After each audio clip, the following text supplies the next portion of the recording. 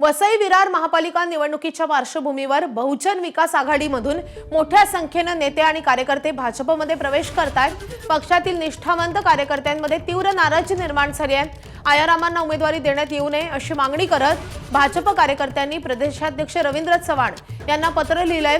भाजपकडून बवियातील नाराज नेत्यांना तिकिटाचं आश्वासन दिलं जात असल्याची चर्चा असून आणि त्यामुळे अनेक जुने आणि निष्ठावंत कार्यकर्ते डावलले जाण्याची भीती व्यक्त होते आणि त्यामुळे पक्षात चांगलीच अस्वस्थता वाढली आहे। बवियाशी अनेक वर्ष संघर्ष करणाऱ्या कार्यकर्त्यांना डावलून नव्याने आलेल्यांना संधी दिल्यास वेगळा निर्णय घ्यावा लागेल असा इशाराही या कार्यकर्त्यांनी पदाधिकाऱ्यांनी दिलाय।